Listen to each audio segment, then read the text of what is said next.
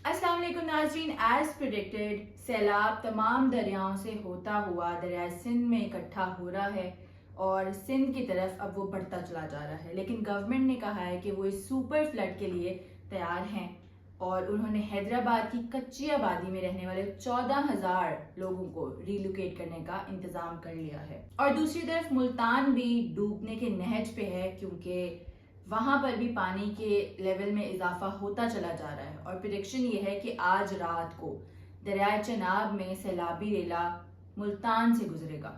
इसके अलावा main GT road Lahore Faisalabad भी टूट गई और इस सड़क के बह जाने की वजह से पानी आबादियों में आ चुका है और लाहौर फैसलाबाद और मुल्तान जाने वाली ट्रैफिक मुकम्मल तौर पर इस वक्त बंद कर दी गई है। नाज़रीन, इंडस्ट्रियलाइजेशन और अर्बनाइजेशन अच्छी चीजें हैं, हमें दुनिया में आगे बढ़ने में और दुनिया के साथ कदम से कदम मिलाकर चलने में हमारी मदद करती हैं, लेकिन साथ साथ हमें क्लाइमेट चेंज के बारे में भी सोचना चाहिए। एक चीज को अच्छा करते करते हम दूसरी को खराब कर रहे हैं। जब हम दरख्त ज्यादा से ज्यादा काटते हैं तो पानी को रोकने के लिए कोई ऑब्स्टेकल नहीं बचता और ना ही उसकी स्पीड को कम करने के लिए कोई स्पीड ब्रेकर होता है। तो जब सैलाब आता है तो वो तेजी से फिर आबादियों की तरफ बहता है। लेकिन हमारी गवर्नमेंट की प्रायोरिटीज मुझे नहीं पता क्या हैं, क्योंकि ये सब हमें पहले से पता था, ऑलरेडी प्रिडिक्टेड थी ये सारी चीजें। लेकिन ना हम क्लाइमेट चेंज पे बात करेंगे, ना हम डैम बनाने में बात करेंगे, ना हम दरख्त लगाने में बात करेंगे। मतलब ठीक है, ये सब ओवरनाइट नहीं होता, लेकिन कहीं ना कहीं से स्टार्ट तो करना ही पड़ेगा ना। अब मैं और आप बैठकर ये सारी चीजें नहीं कर सकते, ना ही हमारी कोई सुनेगा। जो लोग गवर्नमेंट में होते हैं उनके पास ये पावर होती है कि वो किसी भी तरह सामने वाले बंदे से अपना कोई काम करवा सकते हैं।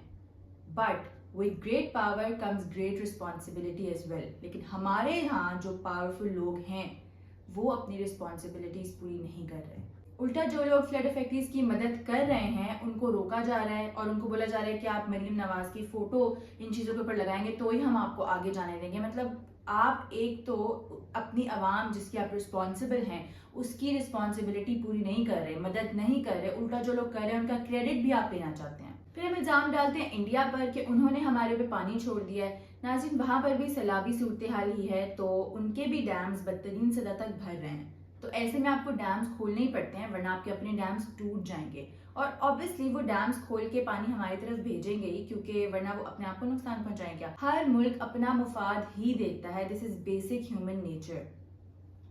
हमारा फायदा क्यों देखे इंडिया, मतलब क्यों देखे वो हमारा फायदा? ये हमारी हुकूमत की नाअहली है कि पाकिस्तान की 80 साल जिंदगी में हमने इस मसले को अभी तक सॉल्व नहीं किया। ये हम कसूरवार हैं इस चीज के। लेकिन इसमें भी हमारी हुकूमत के इंटरेस्ट ही हैं, क्योंकि अगर ये मसले खत्म हो गए, अगर अवाम मिजरी से बाहर आ गई, तो हम इंटरनेशनल बॉडीज को क्या बोल के फंड लेंगे? हमारी मिजरी को एज अ कार्ड इस्तेमाल किया जाता है इंटरनेशनल बॉडीज से फंड्स बटोरने के लिए, और यही वजह कि हमारे ऊपर अंधा कर्जा चढ़ चुका है इस टाइम। लेकिन खैर, अब तो हमारा ये पैंतरा सबको पता चल चुका है। अब कोई इंटरनेशनल बॉडी भी हमें फंड्स देने के लिए तैयार नहीं है। नाज़रीन, इस सब में हमारी तो सिर्फ अल्लाह से दुआ ही है कि हमारी आफात ख़त्म हो जाएं और लोगों के लिए आसानियां पैदा हों। इस सब एनालिसिस पे आपकी अगर कोई मुख्तलिफ राय है तो हमें कमेंट्स में ज़रूर बताइएगा और मज़ीद अपडेट्स के लिए देखते रहिए न्यूज़ वायर।